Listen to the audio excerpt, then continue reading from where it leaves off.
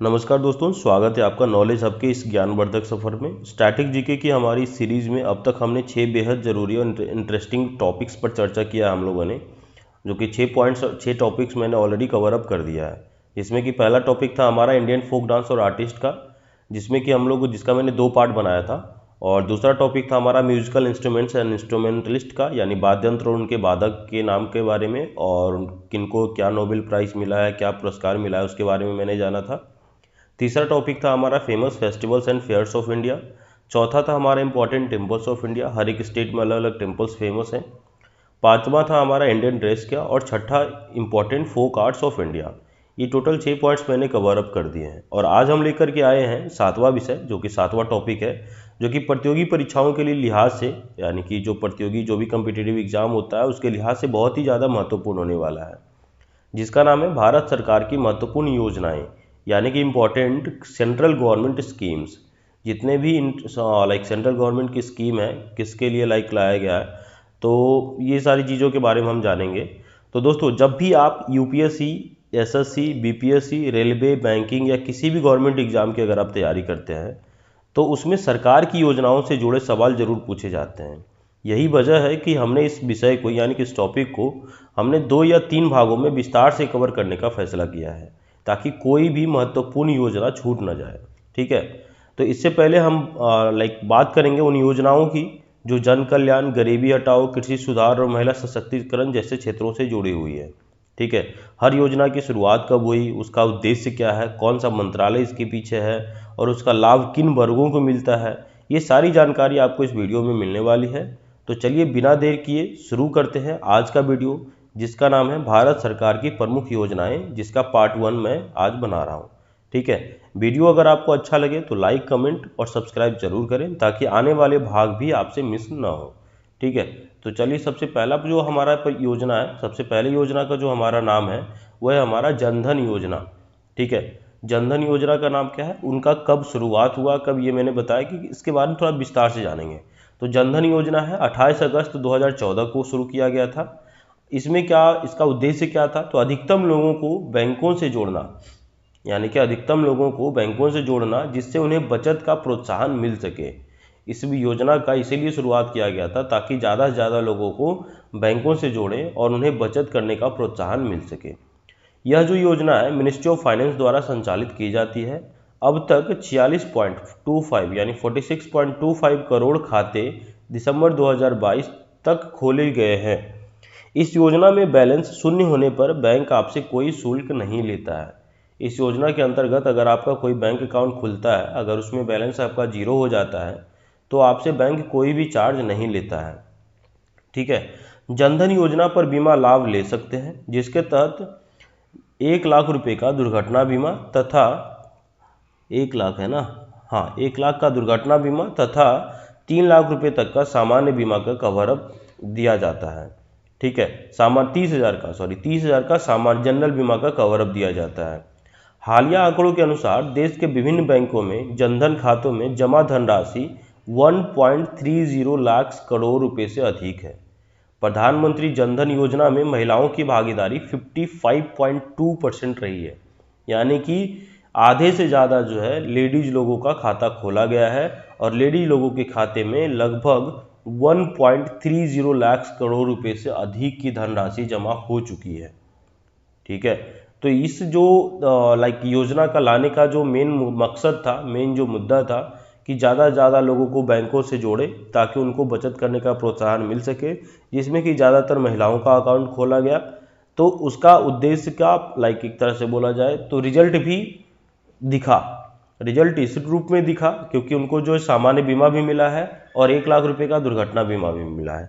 Plus में यदि आपका उसमें जो टोटल ओवरऑल जो क्या बोल सकते हैं, इसका उद्देश्य जो था, इसका जो मेन उद्देश्य था, मेन जो फोकस था, वो इस पे था कि उनको जमा पूंजी यानी जमा करने का प्रोत्साहन मिल सके, बचत करने का प्रोत्साहन मिल सके। तो जमा धनराशि जो अभी तक हो चुका है 1.30 लाख करोड़ रुपए से अधिक हो चुका है। ठीक है, नेक्स्ट है हमारा skill India mission. Skill India mission की जो शुरुआत हुई थी वो 15 जुलाई 2015 को हुई थी। ठीक है, इसके अंतर्गत जो है प्रधानमंत्री कौशल विकास योजना आते हैं। प्रधानमंत्री कौशल विकास योजना के अंतर्गत ये आता है स्किल इंडिया। ठीक है, तो इसके अंतर्गत कौन कौन सी योजना आता है? तो प्रधानमंत्री कौशल विकास योजना आता है। और यह किसके अंतर्गत आता है, किस मंत्रालय के अंदर आता है? तो यह आता है ministry of skill development and entrepreneurship. इसके अंतर्गत, इस मंत्रालय के अंतर्गत ये आता है। ठीक है, इसका उद्देश्य क्या था? इसका उद्देश्य था कि स्किल इंडिया के जो मिशन है, उसका स्किल इंडिया का जो मिशन है उसका उद्देश्य है गरीब बच्चों के कौशल को उभारना।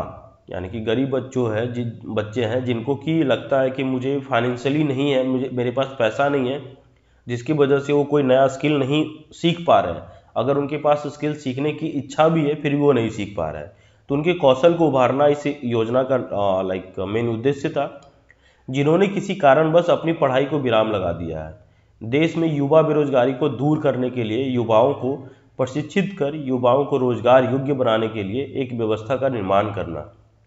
इसमें क्या क्या सिखाया जाता है? तो इसमें artificial intelligence, 3D printing, robotics, big data, VR, internet of things आदि कोर्सों पर ध्यान दिया जाता है।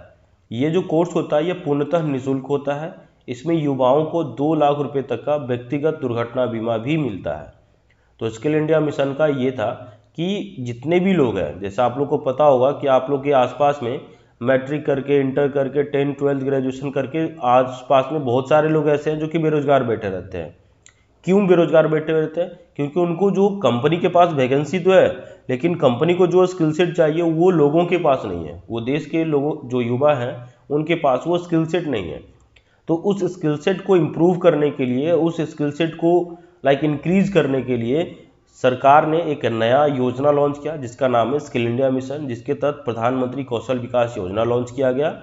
उसके तहत जो पढ़ाई प्रोवाइड की जा रही है, आर्टिफिशियल AI का हो गया, आर्टिफिशियल इंटेलिजेंस का हो गया, 3D प्रिंटिंग्स का हो गया, रोबोटिक्स का हो गया। तो ये सारे जो कोर्सेज उसमें लॉन्च किए गए हैं, ये सारे कोर्सेज का अभी जो डिमांड है बहुत ही ज़्यादा हाई लेवल पे है। ठीक है, तो ये जो कोर्स होता है ये पूरी तरह से निःशुल्क होता है। इसमें जो है व्यक्तिगत दुर्घटना यानी पर्सनल लाइफ इंश्योरेंस भी दिया जाता है, दुर्घटना बीमा भी दिया जाता है, जो कि 2 लाख रुपए तक का होता है। ठीक है, नेक्स्ट हमारा आता है make in India. Make in India का शुरुआत जो हुआ था 25 सितंबर 2014 को हुआ था। वर्ष 2014 में लॉन्च की गई योजना मेक इन इंडिया का मुख्य उद्देश्य था देश को वैश्विक विनिर्माण का कायाकल्प को बदलना। यानी कि देश को वैश्विक विनिर्माण की कायाकल्प को बदलना है, इसका यही उद्देश्य था। यह पहल दुनिया भर के संभावित निवेशकों और भागीदारों को न्यू इंडिया के लिए आमंत्रित करना था। ठीक है, देश के सकल घरेलू उत्पाद में विनिर्माण क्षेत्र की हिस्सेदारी को वर्ष 2022 तक 16% से बढ़ाकर 25% करना है।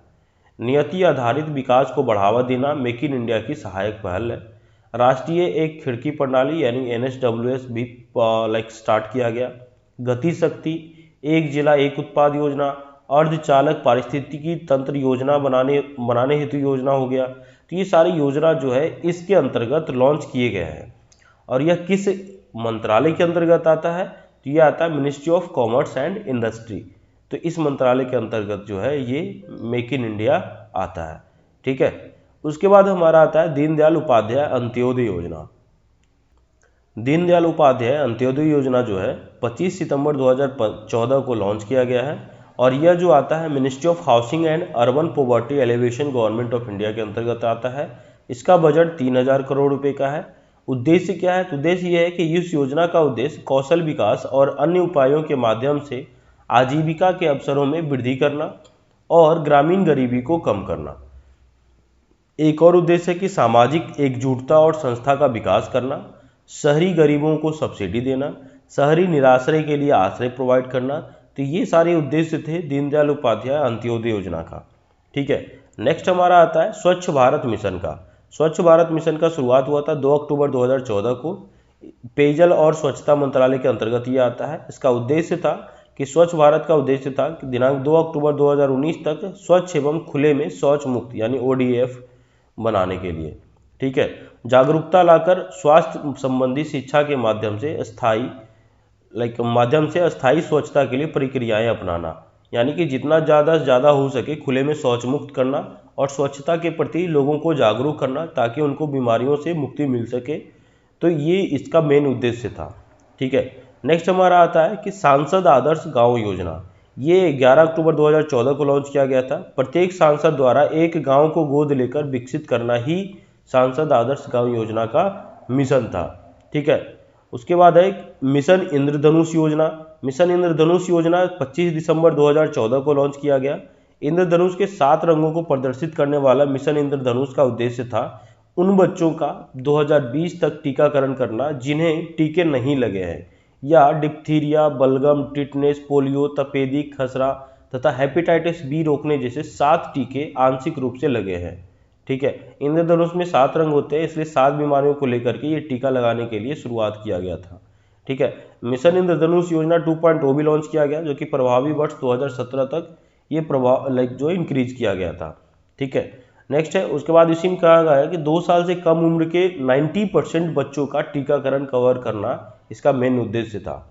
फिर 3.0 भी लाया गया जो कि प्रभावी वर्ष 2020-21 के लिए लॉन्च किया गया।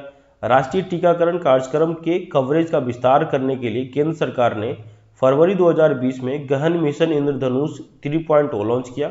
इस मिशन का मुख्य उद्देश्य था कि असंगठित आबादी तक उनके टीकाकरण के लिए पहुंचना है और साथ ही सार्वभौमिक टीकाकरण कार्यक्रम के तहत सभी उपलब्ध टीकों की पेशकश करना है। ठीक है, फिर हमारा मिशन इंद्रधनुष योजना 4.0 भी लाया गया जो कि प्रभावी वर्ष 2022 में लॉन्च किया गया, जिसके तहत सालाना 3 करोड़ से अधिक गर्भवती महिलाओं और 2.5 करोड़ से अधिक बच्चों को सार्वभौमिक टीकाकरण कार्यक्रम यूआईपी के तहत यूआईपी के माध्यम से कवर किया जाना था।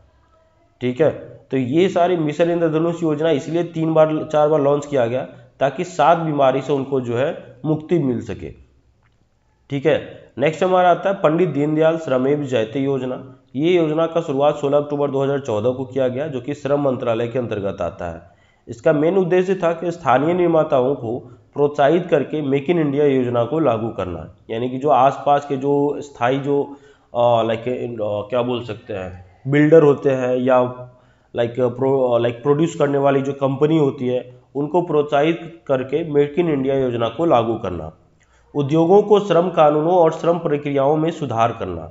ठीक है, पूरे भारत में मजदूरों के लिए वेतन सीमा और पेंशन योजनाओं में वृद्धि करना। तो ये सारे इस योजना का नाम था। ठीक है, तो आज की इस वीडियो में मैंने टोटल 1 2 फिर 3 हो गया, 4 हो गया, 5 हो गया, 6 7 8 मतलब 8 से 9 योजना का मैंने 8 से 9 योजना के बारे में हम लोगों ने जाना। चलिए नेक्स्ट वीडियो में अब हम जानेंगे हृदय योजना, प्रधानमंत्री मुद्रा योजना, ये सारी योजनाओं के बारे में नेक्स्ट वीडियो में हम देखेंगे। ठीक है, क्योंकि ऐसे क्या होगा कि एक ही दिन में फिर वीडियो बहुत ज़्यादा लंबा हो जाएगा जिसका कि आप लोग सही से आप देख भी नहीं पाओगे। ठीक है, ठीक है, तो इस वीडियो में मैंने टोटल 8 योजना का मैंने कवर अप किया है। 8 योजना का कवर अप करने के लिए तो दोस्तों ये था हमारा भारत सरकार का कुछ महत्वपूर्ण योजना जो देश के विकास में एक अहम भूमिका निभा रही है। ठीक है, उम्मीद है कि आपको आज की जानकारी उपयोगी लगी होगी। याद रखिए इन योजनाओं से जुड़े सवाल परीक्षाओं में बार बार पूछे जाते हैं। ऐसा नहीं कि ये सिर्फ मैं आपको टाइम पास के लिए बता रहा हूँ, इस योजना का आपको खुद की जानकारी के लिए भी होना चाहिए और इस योजना से रिलेटेड जो क्वेश्चंस होते हैं ये आपके एग्जाम में बार बार पूछे जाते हैं, इसलिए इन्हें अच्छी तरह से समझना और याद रखना बहुत ज़रूरी है। ठीक है, लेकिन अभी हमारा सफ़र यहीं ख़त्म नहीं होता क्योंकि सरकार की कई और योजनाएं भी है जैसा कि मैंने बताया। ठीक है, अभी हृदय योजना है, बेटी बचाओ है, उज्ज्वला योजना है, प्रधानमंत्री मुद्रा योजना है और बहुत सारे योजना भी हैं। ठीक है, तो और उन सभी को हम कवर अप करेंगे पार्ट 2 और पार्ट 3 में। ठीक है, तो अगर आपने अभी तक नॉलेज हब को सब्सक्राइब नहीं किया है तो ज़रूर कर लीजिएगा और साथ ही बेल आइकन को दबाना मत भूलिएगा ताकि अगला भाग सबसे पहले आपको मिले। अगर वीडियो अच्छा लगा हो तो लाइक और शेयर ज़रूर करें और कमेंट में बताएं कि कौन सी योजना आपको सबसे ज़्यादा महत्वपूर्ण लगी। ठीक है, मिलते हैं अगली वीडियो में, तब तक के लिए पढ़ते रहिए, सीखते रहिए और जुड़ते रहिए नॉलेज हब के साथ। Thank you so much for watching my channel and all the best for your future exams.